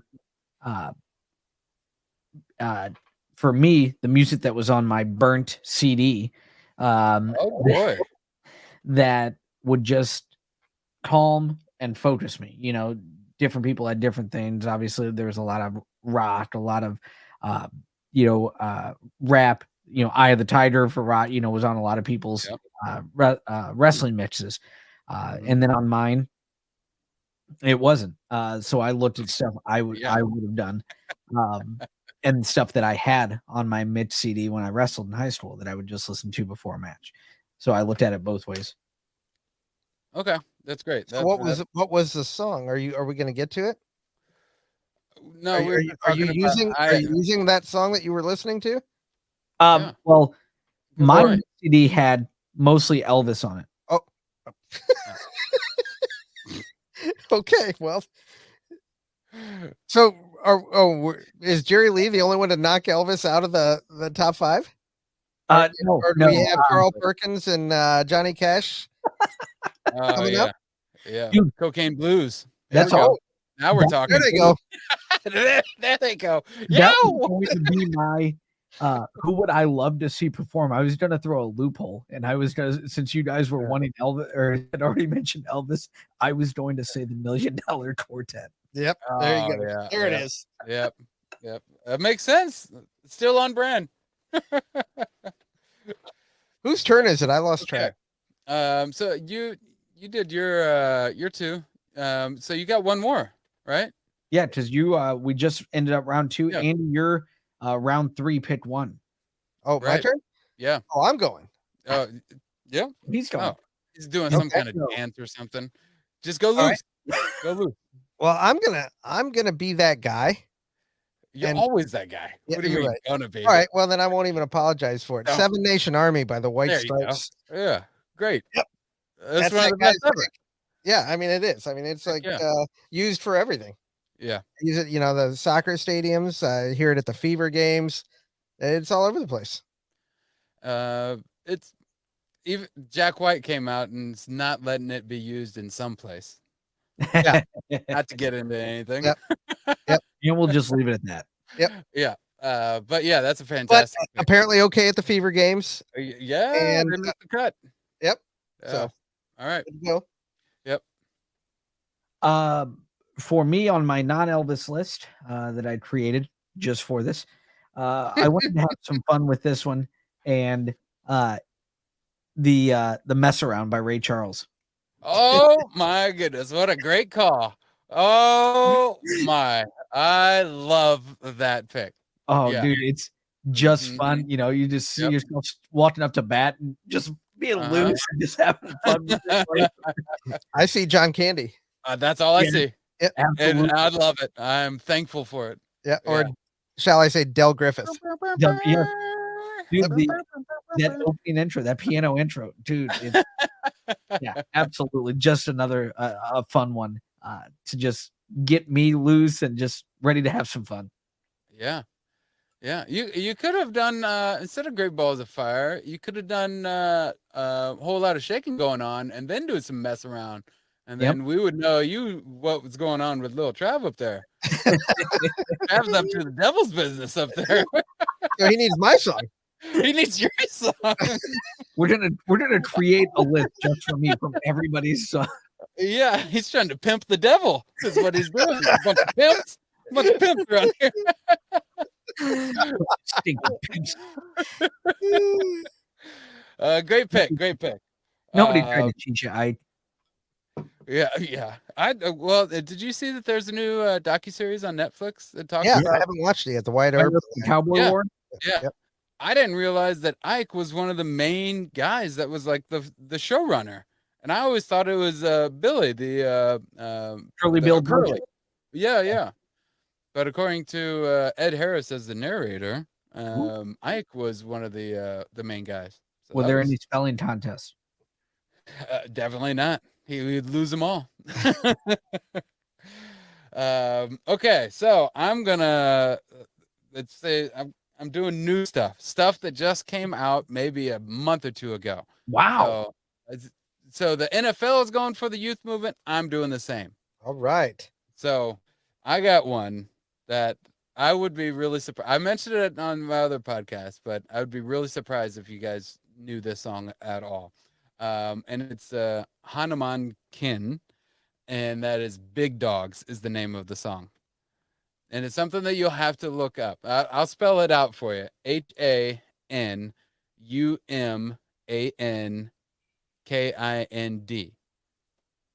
And it's pronounced Hanuman Kin. Okay? All right. And it's Big Dogs. And the first lyrics, when it comes in, the beat is already great. All right? I'm hearing the crickets. You don't have to play them. But the first thing that he says, wait a minute, get it how you live it, 10 toes in when I'm standing on my business. And then the beat comes in after that. 10 toes in when I'm standing on my business. Oh, I'm in. I will listen to it. Exciting. I mean, I obviously can't do it justice. But it is it's something that's gone viral in the last couple of months. It's a Indian guy that grew up in Texas, so it's like some dirty South rap with some Project Pat beat to it. So it's pretty fun. Project Pat. Yes. Yes. Yeah. So that's my End of round 3. End of round 3.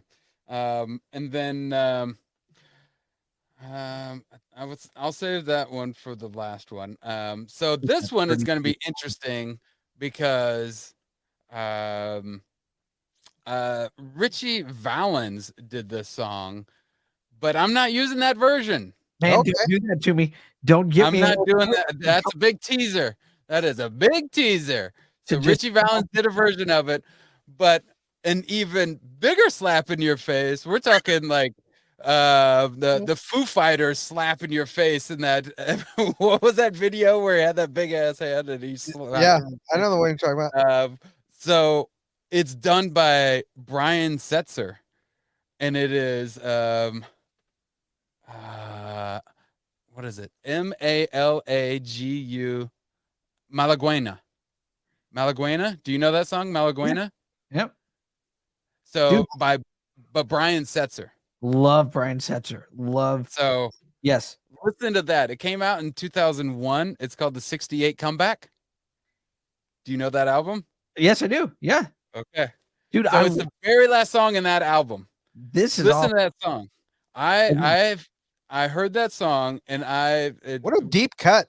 this, the script that I'm writing about. Well, I don't want to say the name of it. Yeah. Writing the script about it, and Yeah. and there is a car chase, and it's with this song playing in the background of it, and it's fantastic song, and it. All right. Oh Yeah, I'm man, looking it forward gets to you listening to pumped, it. and it's different because Richie Valens is mostly the guitar, so it's like a guitar riff, and I think Roy Clark has even covered it. Okay. But the difference with Brian Setzer's is that the drums come in, and like Okay. some major drums coming in, almost like a Keith Moon drum set, and it's fantastic. What So, was that his time? 01. Would that have been the Brian Setzer Orchestra time, or would that have been Probably. self-titled? Because he It was just also around then. He was with the Nashvilleans. doesn't say anything about an orchestra. It Okay. just says his name. Okay, dude, that Yeah, this is what it looks like. Oh, sorry. he is.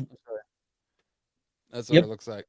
Okay. Yep. He is one of my favorites. Brian Yeah. Setzer, just the ability. I think he's underrated. Rolling Stone listed their top, maybe top 50 guitar players or top 100 guitar players of all time, and he wasn't on. It was top 100. He wasn't on the list, and I Okay. think he's underrated. I think he's just, amazing at anything guitar, but also being able to add the fact that he loves. If you ever read about him or listen to him talk, just the different styles of music that he loves to play, and you can see it evidenced in his career. When it was swing with the Stray Cats, then the orchestra, then the country. He just has he He's just got has, that cat style. yeah, he just has so diverse tastes. Well And he did Thank you. Yep. Sleepwalk, an old 50s song, Santo and Johnny. He did his own version of that. Okay. Wow. It's just him on the guitar, and yeah, it's awesome. Sleepwalk. Talk about Yeah. who was it that said they were remaking the Bamba? They are. Yeah, Andy, you let us know about that. Yep. So We need to do the draft on untouchable remakes. La Oh Bamba. my goodness. The Preview. Bamba. Yeah. That's All right. Somebody's touching all over that though. You can't throw that in there. Yeah. They got their hands all over it. They do. They're touching it. Yep. Written in the elevator in blood. Touchable. Loving, touching, and squeezing. Oh, they're doing it all. Yep. My round 4. Okay. All Along the Watchtower, Jimi Hendrix. Whoa. Okay. Man. We got up there into the 60s. See what happens when we get past 3? Yeah. Yeah. Really wild warm stuff down. here. Yep. Again, intro. When I think of walk-up songs, I think, what's that intro like? And that do do do do do do. Yep. You know that's a Dylan song, right? Oh yeah. Yeah. Yep. And I don't mind the Dylan version either. I don't mind listening to. I'll listen to either one and be happy hearing either one. Yeah. But yeah, that's my number 4. Easily Good self-explanatory. Good job. Big guy. Me? Yeah, you. All right. You end of round 4 and your last one beginning round 5. This is your turnaround. Oh, this is it. Okay, so we're gonna go "Shimmy Shimmy Ya" by Old Dirty Bastard. There it is. So good, just off the chain. Great beat by RZA. Yep. Oh. Everybody knows right out the bat. Yep. Yep. Awesome. So yeah, that's there we go. And then last but not least, how about a little "Killing in the Name of" by Rage Against the Machine? Oh my gosh. Wow. You are getting the crowd in a frenzy. Yep. Yeah, that'll do it. It will. Yeah. All right. You won't do what they tell you. No. Am I gonna have to cut that off before I get to the end? Well, just get a hit before that. Okay. Get a hit, Crash. Shut up. It's the best. Yep. He kind of chuckles about it too. He laughs to himself. I know it. I can't believe I told that kid to shut up. If I was my brother and I embraced the dark side like he does, part of me wanted to take that song, his ODB song, Oh, in round 4 because you knew you only had 2 left. Dang, diabolical! You could have done it, man. Oh my gosh, I he can't thought about it, so I it's would in have there. lost my mind. See, I'd have logged out and drove over there. Rude, I don't know what happened, but it is in there. I mean, he's Luke. He in Return of the Jedi. He's on the verge, man. You're trying to turn him. You want content? That's my seat going empty and a knock on your door. I've seen it happen before, folks. I've seen him drop down and wrestle in the family room. Move the furniture. Kids are fighting again. For you guys, because I love doing this with you guys, and I felt you guys rode this. I went to the 70s for this last. Whoa! Oh my goodness, man. Yep. Bow, bow, bow, bow. My pick on wrapping it up is The Boss by James Brown. Oh, whoa! Is that off of Star Time? That's on Black Caesar. The Black It Caesar. had to be because every damn song that he made was on Start Time. Yes. So yes, a couple versions were on Start Time. Paid the cost to be the boss. I think there's Yeah. 5 lyrics in the entire song. Yep. And a lot of Yeah. Yes. Well, if I remember correctly, you don't know karate, That's but you know crazy. the Godfather of Soul. Oh man, he's the hardest working man in show business. Yeah. is living in America. Again, intro, and just like I said, I think there's 5 lyrics in the whole song. Yeah, you you gotta got that drop down. swagger. You gotta do the splits with that one. Oh yeah, You got to. like Enrico Palazzo. Yes. Yeah. On that third strike. Hey, hey, hey. Ooh, it's Enrico Palazzo. It's Enrico Palazzo. Sorry, fellas. Sorry, fellas. Is this regular? Oh, James Brown, the boss. He paid the cost to be the boss. yeah. You're paying the cost right now, and you're the boss. Good job. Thank you. Funkel, take us home. So my last one is I mean, I can't say what he exactly says, but it's 1990 blankety blank 1. Time for some action, Redman. And that's what I'm about to do. It's time for some action. So I thought we're gonna have some action right now. No, you got to pay the cost. Yeah, that's why. This was a great one. I like that. this. Was that was diverse. That was eclectic. Yes. Yeah. And for folks out there, we don't play this because of copyright infringements, and we want to be able to play the video. But when we're done, we all like scramble to get our songs ready so we can play it for the other one. And that's one of my favorite parts of this podcast. So hopefully you guys go and listen to it. We'll make a playlist of our songs, and we'll put the it walk-up songs. Yeah. All right. That'd be cool. That'd be cool. And speaking of playlists, guys, we are getting ready to head into the last segment. Our last segment of every podcast is dedicated to the Your Playlist Sucks, You Can Borrow Ours. And that, if you don't know, is on Spotify and Apple Music. We have been building a playlist of every recommendation that we give at the end of every episode. You can find it. You can follow along with the playlist. Leave your comments. See who you agree with, who you disagree with. If you're over 40 and agree with me, thank you. Or if you're under 40 and agree with me, thank you. But it's like Funkel mentioned, we love talking about songs that were brought up or anything like that. But after every playlist segment, when we're talking at the end of the show, after we end recording, we always play each other's song. And it's fun to hear. The one that stitched in my mind was Cabin Crew, because I played it the next day, and all 3 of my kids, oh yeah, we know that one. And Funkel called it. He said all the young kids, and it's viral, and He nailed it because all three of my kids are in the back seat and they're like, "Oh yeah, we know this. We've heard this." And I'm like, "What?" I'm not in touch, but that was good. So yeah, Funkle, who starts it, bud? Who starts the playlist segment? Rude was number one pick. So Trav, you go ahead and start the playlist, buddy.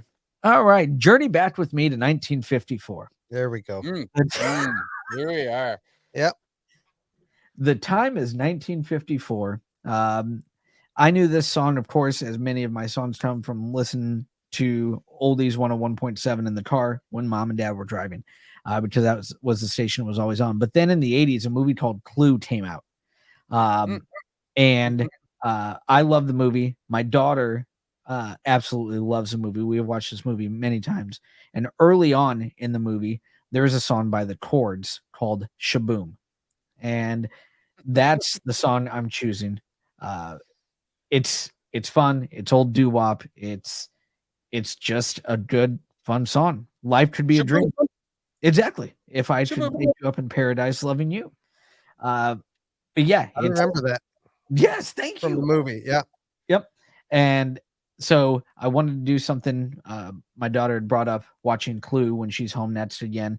We have an outdoor theater finally, and she wants to watch that on the outdoor theater. So got me thinking, and that song is what comes to mind. That and Bill Haley in the Comments, Rock Around the Clock is in there also. But yeah, so I'm going with the Chords, Shaboom from 1954. Welcome back. It's good to be back in the 50s where I belong. Yeah, I'll bet that fits you like a nice suit, right? Thank you. Yep. Yeah, you're getting a bit sweaty journeying up there into the 70s. Yeah, it was nerve-wracking. You look uncomfortable. Jam S, Brown,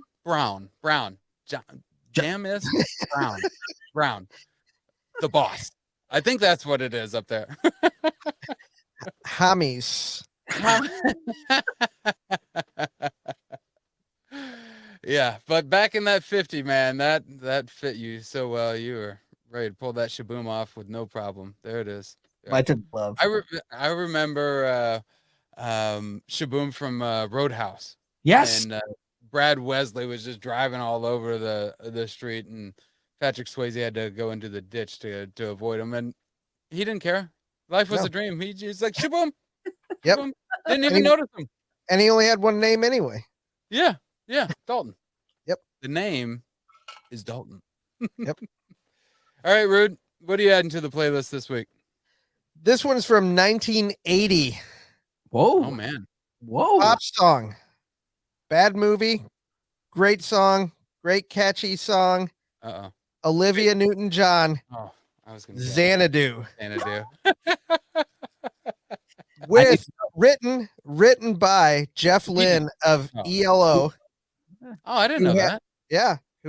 And ELO is actually the band that backs her in the song. Whoa. So it's got the ELO harmonies, the guitar and stuff that you just, if you've ever listened to an ELO song, they have a very, very distinct kind of harmonization and guitar sound that they use. And so, yeah, when you listen to it, you'll be like, oh yeah, I know if you've ever listened to ELO. If not, though, if you've never heard this song, listen to it. It's kind of a timeless pop song. So yeah. Xanadu, 1980, Olivia Newton-John. Big ups. What did where did this what triggered this one to be on this episode? Were you cruising and came on like your Apple Music? Came on one of my playlists when I was going to work, and I'm like, I hadn't heard this in a while, and I'm like, I listened to it 3 times in a row. But when I listen to this stuff, it takes me to a place of like comfort with something, but then I start listening to like the different parts. Like sometimes I'll just concentrate really like on vocals, or I'll, just listen to this little 3-bar part of a guitar solo or something in there. And like, if some people don't like it, but I really like looking on Apple Music for the Dolby Atmos mixes. Yeah. And listening to them to where they're redone in a like kind of a 3D mix. To where the vocals will tend to be, it sounds like they're closer in the listening. The drums tend to be further back. The guitars are, it's a different experience, and you're able to hear things that you didn't pick up before because of the levels of either the guitar, the bass or the vocals and stuff. So I love looking for that stuff. Yeah, that's good. Is that the spatial sound? Or Yes. is that okay? Yep. Yep. So when you like turn your head, Yeah, you can do that in spatial sound, but you can also turn that effect off to where you're still getting that 3D, but it just Ah. stays in front no matter where you go. But yeah, okay, they do have it. If you're using that, it has to have some kind of processor for it to work with Apple Music. So like AirPods, yeah, yeah, you got AirPods Pros. yeah, Yeah, yeah, so it would work for you. yeah. Yeah. The first time that I heard the spatial, I had the AirPod Maxes. Max. Yep. Yeah, Yeah. Hey, you just bought an iMac. You might be able to have like 3 months of Apple Music free or something. yeah. Typically, when you buy something like that, I think you look I into got that. I gotta look into my deals, man.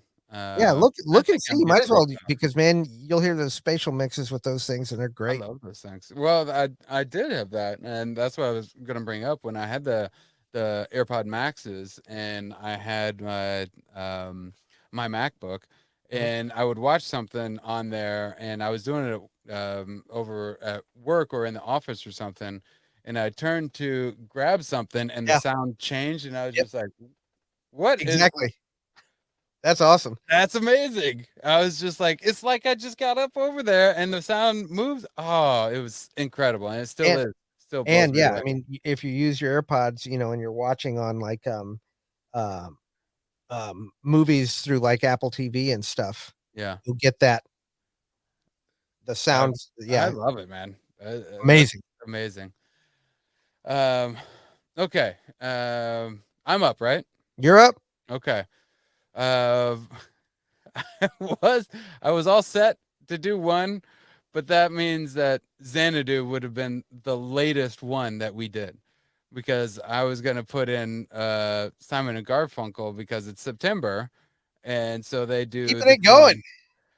they do the song April Come She Will, and it ends with a line about September because it goes through like the summer love, right? Because it was for the graduate, and Mhm. he was just banging Mrs. Robinson through the Yep. whole summer, and so it ends with the line that I love is the September I'll remember a love once new has now grown old, and it was just through the summer and the way that it Yep. ends a minute and a half in. I thought it was beautiful. So yeah, I'll just keep it that way. I'll go back too. All right. Yeah, yeah, Here we that's are. it. Yeah, I'm not gonna loophole it or anything like Oh, that. you're not going to diminish your pick. Nope, no, I'm Well sticking done. with it. That's Well done. That's my favorite Simon and Garfunkel song. Is April Come She Will. solid. Nice. Yep, yep, that's so Hey, good. Very good. Yeah, I- and I think that was everything seems 67. right. So Xanadu, the most recent pick, And it all 40 seems years right. ago. Yep. All is right with the world, guys. Andy, when you brought up Jeff Lynne of ELO, I also immediately thought of the least known member of the Traveling Wilburys. But you Yep. mentioned sound, and yeah, it's one of those bands. Whenever we talk about things on there, there's just certain things that trigger, like in my mind, different drafts we can have or things like that. And when you mentioned ELO, and I'm like, you could have a draft of most recognizable bands. Like if you heard, this, okay, this has got to be, either derived from whatever, or this has got to be a song from, in this case, ELO. Mhm. Just because that sound is so so strictly owned by this group or this person. Mhm. Or whatever. So Yeah, I mean about that. yeah, I know exactly what you're talking about. Another great example is the sound that Brian May of Queen gets out of his guitar. It's Mhm. very distinct, and if you'll notice in Bohemian Rhapsody, the 20th Century Fox theme is him playing it. He's Huh. playing that bum, ba-da-dun, da-dun, dun, dun, dun, dun, dun, dun, and Yep. it's him playing it the guitar with those pedals to get that Queen sound. So yeah, Is listen he to that. really playing that in It there? I never absolutely knew is. that. Yeah, if you're not paying attention or you're just kind of like I haven't zoning and been. waiting for the movie to start, you don't pick it up. But yeah, um, another thing like that was one of my favorite stories is the Kinks. Um, trying to come up with a different type of guitar sound. They weren't getting a sound, they wanted something new. And they took razor blades to their amps, the cones in their amps, Yeah. and just shredded them to see what it would do. And so when you listen to You Really Got Me and All Day and All the Night, Okay. those shredded amps. Really? Yep. So it's like kind of the Man. first like rock distortion in Jeez. there. Yeah, those guys are kind of maniacs. So yeah, when next time you listen to that, that's what was causing that. Wow. Yeah, Yep. I didn't know that Oh, about them. wanted to close with something here, trying to get us in with under 2 minutes, or 2 hours. Your shirt, Jake. So yeah, I'd Yeah. been listening to a lot of your Chapel Roan Yeah. since you mentioned her, and I was digging a lot of her stuff. One of the things I wasn't a great fan of was, kind of her attitude towards um what included fans. Now, if I went up to Chapel, she made a TikTok video about how basically don't mess with her on the street. Don't ask her Yeah. for photos. Don't Yeah. she doesn't know you. You don't know her. If Right. it wasn't her, you wouldn't go up to somebody and ask for a photo. Right. I get it to a point, right? To If a I point. went up to her, it'd be creepy, right? Yeah. I'm 50-year-old guy going up. I could get that reaction. Seems Yeah. to me she's probably got a lot of younger fans that are probably girls and stuff that would just like, oh my God, this is my favorite artist. Can I have a selfie? I mean, somebody just walking up and like jumping in front of her face, not Yeah. cool, right? If she doesn't Yeah. like it, I get that. But Yeah. there's a way, I think, to handle that and to say it and portray it and say, hey, you know what, guys? I appreciate you guys being fans. It just, I can't deal with people just coming up to me that I don't know. Mhm. I'd appreciate if you don't do that. But she came Right. across really militant about it. To the creeper Sure. guys and stuff, I'm like, I get it. If it's happened to her more than once and she just freaked out by it, Yeah. man, it was like a real turnoff, especially when you have Same. somebody like Taylor Swift, Yeah. who I'm sure, I mean, you hear about her having stalkers at our property and Mhm. people, trying, so it's not like she's not dealing with that stuff, but it really seems like she Right. takes care of her real fans. Right. And everybody's different. I get that. But, Yeah. you hear the stories of people doing that. You hear people like, you know, Jamie Lee Curtis, you saying happy Halloween or her saying that to you. I mean, it's just, So great. it can wreck somebody, right? Especially really a young fan Yeah. that, I mean, I Sure. don't think you have to. I've never been famous and I've never had to deal with it, but it just seems like if some of these people can go ahead and take 2 seconds to either say no, thank you, or, I mean, just like, I'd rather not, or, I heard a story about, somebody ran into Lady Gaga out in your neck of the woods out there and um, asked for a picture, and she didn't want to take the picture because she was near her house. And so, Yeah. but she gave him the leather jacket she was wearing. Whoa, that's cool. Yeah. She said, I don't want to take a picture because I'm near where I live, but Right. let me, I appreciate, Yeah. Yeah. so again, everybody's different. I get that, but I got into a discussion at work with some people that were like, "Oh, I don't think, they saw it differently than I did." And maybe I'm old school, but what's getting me to this, trying to get in the last minute and a half, is Not I happening. think I sent it to you guys. If you saw it, the Bruce Springsteen clip that I sent. Uh-uh. I put it in the chat, but anyway, it was Bruce Okay. Springsteen on the Graham Norton show, which is a UK show, Okay. and there Love was a that show. story that they brought up, and they asked him if it was true, and he was like, "Yeah." And so, tell the story. And so the story was, and this was back in the either late 70s or early 80s. I forget where it says. We can watch the video afterwards. But Okay. he went to see a movie, Yeah. and this is after Born to Run came out. The guy's a superstar at this point. Yeah. And he just goes into they're on tour, and it's in St. Louis, and he goes on into this theater, and there's only two other people in there. There's this kid and his girlfriend, and he walks in, and they see him, and the kid says, "Hey, you want to sit with us?" And he's like, "Okay." So he sits down, and they watch a movie and stuff afterwards, and he's talking to the guy, getting ready to leave, and the guy's like, "Would you mind coming home and meeting my parents?" And Springsteen's like, "Okay." Yeah. They go, and he said it's like after midnight, and they go, and they go in, and the kid goes and gets his mom, comes down, and he says, "Mom, this is Bruce Springsteen." And she's like, "Who?" And then Oh, he says, "Mommy," and he goes and gets the album, and he sticks it in her face. He goes, "Oh, well, then I need to make him some eggs." wow. And so she made eggs, and he stayed and ate eggs at like midnight. And he said, whenever he gets back to St. Louis, he meets up with the guy. Oh wow. For that, so I mean, it's just like little things Yeah. like that. I don't expect he does that with everybody, but you know what I mean. And it Right. just seems like, I don't know I don't know. It seems like people could go ahead and just you know handle things a little bit differently. But like her music, I just didn't. It was kind of turn off to treat real fans again, Yeah. not me, but fans her own age and whatnot. Especially if it's female fans that aren't like trying to Sure. be creepy and whatnot. I Yeah. think there's a better way to handle it. Anyway, almost 2 hours. Yeah. But allow me to retort. Yeah, absolutely. So Going on with 3 hours. yeah.